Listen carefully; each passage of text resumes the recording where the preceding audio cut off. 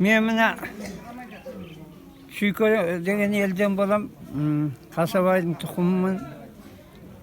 Tubatam, jetatamdan geliyatkan kasiyet, bala jasımdan geliyatır. Tavba kegen adamdardın jolu açılıp, köp жазылып ketip atır. Birak men sağlanıp, yem jasap, belen tülen kel dep aytpayım. Alıstan gelet, tüslerine ayan berip men tüsüne girer ekem. Kelip ap taң kalat. O tavba senin men yerde tüsümüzde görüp men yer dostun koy dep. Бұл өзі бір тылсым дүние, мұның түбіне жеткен адам жоқ. 44 жылдан бері мен осын тексерумен жай ғана келе жатқан адаммын. Әйтеу бірнеше адамдар, баласыз адамдар балалы болды. Жаңағы түсік тастап кететін, айтетін, бүйтетін. Бұл өте бір қиын нәрсе екен. Бұл өзі сондай дүние екен. Бір 6 ай қойғам. Koyup edim жаңағы bir kızım жүрген. Сол талып, доғдырдан доғдырға барып ешқандай жазылмай қойды. Қайтадан елді қалды да білдім. Қызым талғанында қойды. Қазір медсестра болып істеп жүр. Құдай кейінгі ұрпақтарыма жеңілдік беріп, жасым кеп қалды 74-ке.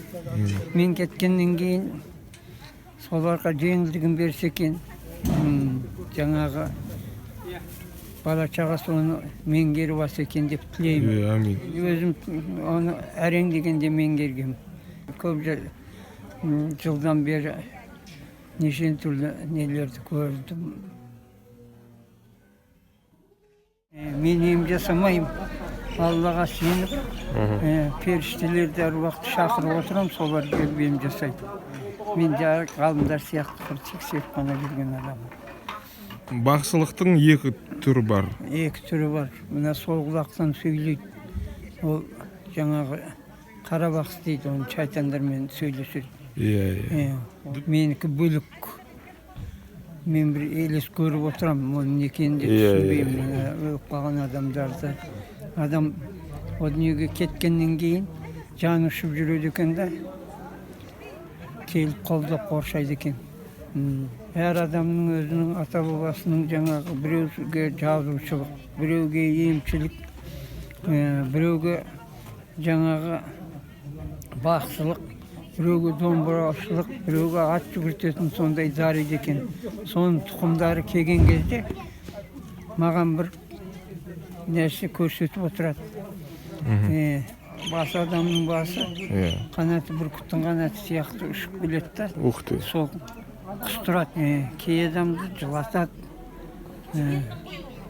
кей адам жұқтатып тастайды. Мен өзім түсінемей қойдым оны.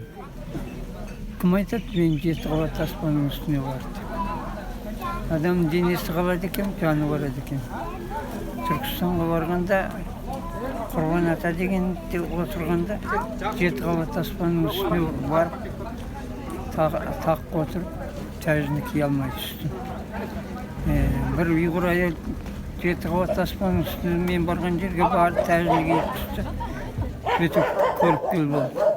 Адамның мінезі үшінші көзі болады. Сол ашылған кезде кей адам көзін жұмып отырып көреді, кей адам көзін ашып отырып ақ көре береді. Ол енді жас жігіт тұрады, соның кейін бәрі орнына келеді. Біздің Қазақстан өте үлкен даму керек.